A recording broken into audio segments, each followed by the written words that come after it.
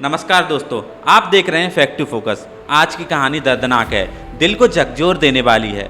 12 जून 2025 को अहमदाबाद एयरपोर्ट से एक प्लेन ने उड़ान भरी, लेकिन उड़ान के सिर्फ 2 मिनट बाद ही वह जमीन पर गिर गया। 242 लोग एक ही पल में जलती आग की लपटों में समा जाते हैं। लेकिन सवाल ये है, क्या ये एक हादसा था?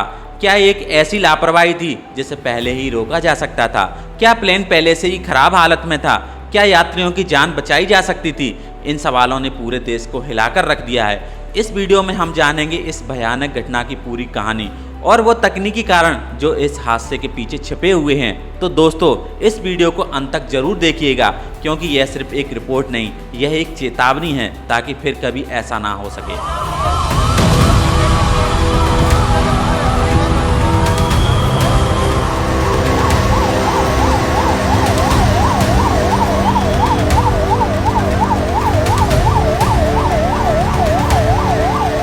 12 जून 2025 तारीख तो आम थी, पर दोपहर 1:38 पर वो तारीख इतिहास में दर्ज हो गई।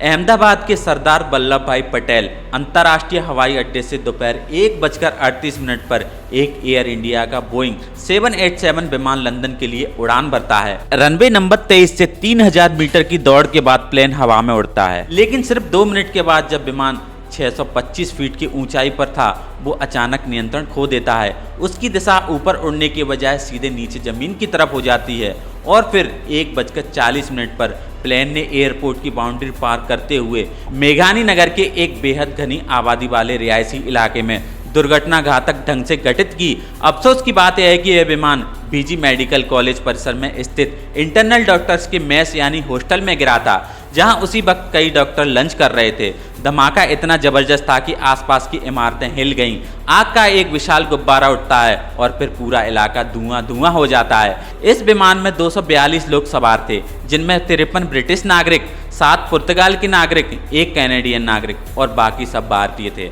ये सब अहमदाबाद से लंदन जा रहे थे। इस हादसे की त्रासदी का अंदाजा आप इस बात से लगा सकते हैं कि हादसे के बाद इलाके की तस्वीरें सीरिया या इराक के वॉर जोन जैसी लगने लगी थीं। ये प्लेन बोइंग 787 ड्रीमलाइनर था, वही ड्रीमलाइनर जो पिछले कुछ महीने से तकनीकी खामियों की वजह से चर्चा में है। यात्री आकाश वर्ष जो इस प्लेन से एक दिन पहले दिल्ली से अहमदाबाद आए थे, उन्होंने इंस्टाग्राम पर कुछ वीडियो पोस्ट की थी।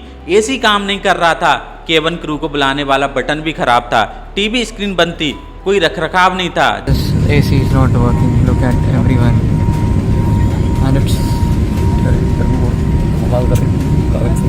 so many people they are using these magazines. AC is not working at all. And as usual, your TV screens are also not working. Neither this button for calling the cab. जब plane का AC तक ठीक नहीं था, तो जरा सोचिए उसके प्लेन में क्या क्या खराबियां छुपी होंगी। ये एक अकेली लापरवाही थी या पूरी एक सिस्टम की विफलता? इसका सच जांच के बाद ही पता चलेगा। ड्रीमलाइनर एयरक्राफ्ट को पहली बार 8 जुलाई 2007 को लॉन्च किया गया था और इसकी पहली उड़ान 15 दिसंबर 2009 को हुई थी। इस प्लेन में आमतौर पर 242 पैसेंजर बैठ सकते हैं। हालांकि ज़्यादा से ज़्यादा 298 लोग भी सफ़र कर सकते हैं, लेकिन 12 जून 2025 को यह फ्लाइट पूरी तरीके से भरी हुई थी। एयर इंडिया ने ड्रीमलाइनर की पहली डिलीवरी सितंबर 2012 में ली थी। इस प्लेन का इस्तेमाल लंबी दूरी की उड़ानों के लिए होता है, जैसे दिल्ली से लंदन, मेलबर्न या पर्थ। बोइंग के कुछ प्लेन पहले से ही हादसों का शिकार हुए हैं, लेकिन ज़्यादातर मामले में 737 मॉडल से जुड़े रहे हैं। ड्रीमलाइनर कम ही मामले में हादसे का हिस्सा बना हुआ है, लेकिन 12 जून का यह हादसा भारतीय एविएशन इतिहास का सबसे बड़ा विमान हादसा माना जा रहा है। दुख की बात यह है कि हादसा एक घनी आबादी वाले इलाके में हुआ है, जहाँ पर बीजी मेडिकल कॉलेज के रेजिडेंट और जूनियर डॉक्टर रहते हैं। अब सोचिए उन डॉक्टर्स के लिए ये दिन कैसा रहा होगा, जिन्हें न सिर्फ प्लेन में बैठे यात्रियों की बॉडीज और गंभीर रूप से घायल लोगों को देखना पड़ रहा है, बल्कि उनके अपने साथियों और उनके अपने डॉक्टर दोस्तों को भी संभालना पड़ा है। और सबसे गंभीर बात यह है कि यह हादसा टेक ऑफ के 1 मिनट के अंदर में हुआ है।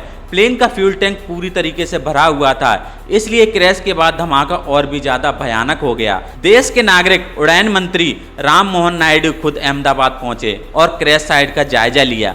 टाटा ग्रुप ने मृतकों के परिवारों को 1 करोड़ आर्थिक सहायता देने की घोषणा की है।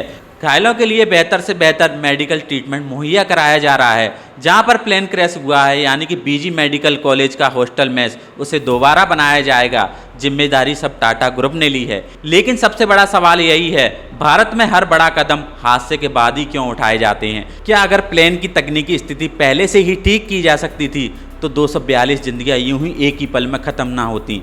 उस फ्लाइट में कोई अपने परिवार से मिलने जा रहा था तो कोई बिजनेस ट्रिप पर जा रहा था, कोई शायद छुट्टियां मनाने के लिए निकला।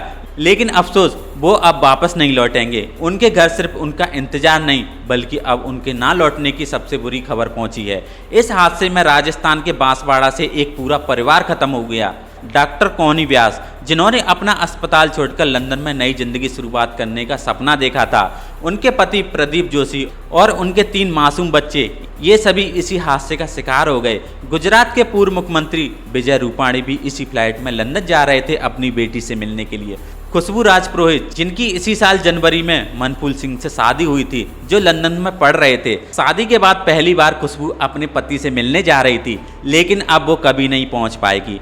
इस फ्लाइट में जितने भी लोग सवार थे किसी की भी जान नहीं बची, सिवाय एक शख्स के जिसका नाम है रमेश कुमार, ब्रिटिश नागरिक लेकिन भारतीय मूल के हैं। उनकी सीट थी 11A जो इमरजेंसी एग्जिट के पास थी। सूत्रों के मुताबिक जैसे ही प्लेन क्रैश होने लगा, उन्होंने एग्जिट खोलकर छलांग लगा दी और इस भयानक हादसे से बच निकले।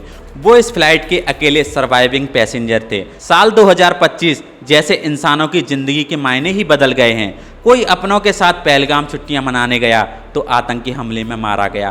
कोई क्रिकेट ट्रॉफी का जश्न मनाने स्टेडियम गया तो भगदड़ में जान गंवा बैठा। और कोई अपने सपनों को सच करने के लिए उड़ान भरा तो प्लेन क्रैश में हमेशा के लिए खो गया। यह था 12 जून को अहमदाबाद में हुए विमान हादसे का पूरा विवरण। हमारी संवेदनाएं उन सभी परिवारों के साथ है जिन्होंने इस हादसे में अपनों को खोया है। ईश्वर दिवंगत आत्माओं को शांति दे और घायलों को जल्द से जल्द स्वस्थ करे। अगर आपने ये वीडियो यहाँ तक देखा है तो कृपया इसे शेयर जरूर करें ताकि यह जानकारी उस इंसान तक पहुँच सके जो सिस्टम की लापरवाही से बेखबर है। मिलते हैं अगली वीडियो में, तब तक के लिए नमस्कार, धन्यवाद।